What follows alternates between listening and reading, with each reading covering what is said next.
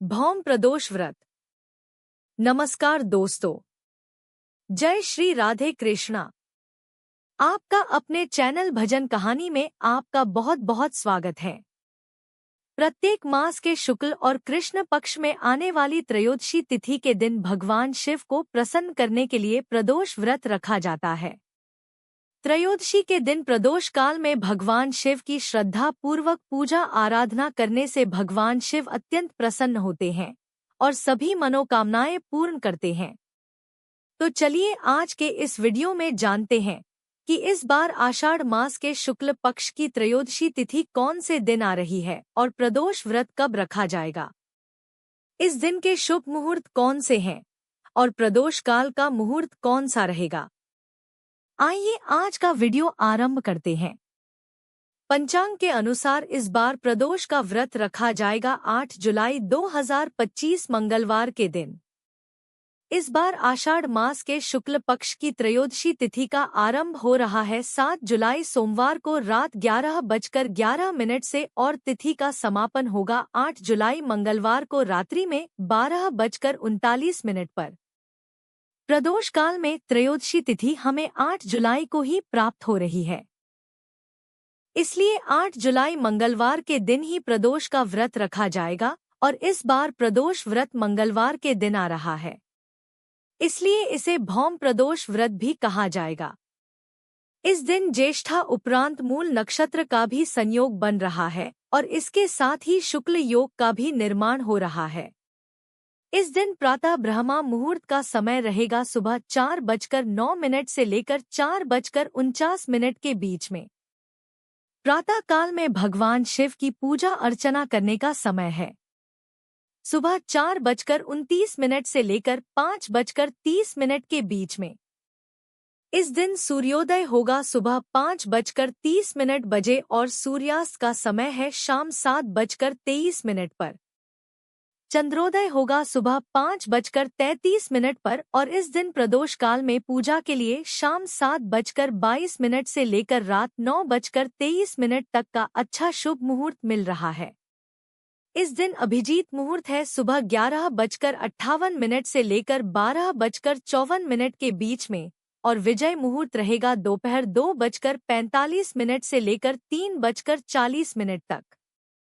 संध्या के समय में पूजा का मुहूर्त है शाम 7:23 से लेकर 8:23 तक और अमृतकाल का समय है शाम 5:42 से लेकर 7:26 के बीच में। प्रदोष के व्रत में निशत मुहूर्त का अत्यधिक महत्व होता है क्योंकि इस समय भगवान शिव के लिए पूजा आराधना और जप तप करना अत्यंत लाभदायक बताया गया है। इसलिए इस दिन निश्चित मुहूर्त का समय है रात्रि में 12:06 से लेकर 12:47 तक। रवि योग रात्रि में 3:15 से शुरू हो रहा है और अगले दिन सुबह 5:30 तक रहेगा। इस दिन शिव का वास 12:38 तक नंदी पर होने के कारण इस समय में किए गए पूजा पाठ, जप, तप और दान से विशेष फल की प्राप्ति होती है। तो यह थी आने वाली 8 जुलाई को होने वाले प्रदोष व्रत के विषय में संपूर्ण जानकारी और उसके शुभ मुहूर्त। अगर आप चाह तो इस वीडियो को यहीं पर विराम देकर बंद कर सकते हैं, लेकिन अगर आप प्रदोष व्रत की पूजा विधि और उसका महत्व सुनना चाहते हैं तो चलिए हम आगे बढ़ते हैं और देखते हैं कि प्रदोष व्रत की पूजा विधि क्या है। प्रदोष के दिन श्रद्धा पूर्वक भगवान शिव की प्रदोष काल में पूजा अर्चना करके उन्हें प्रसन्न करना चाहिए।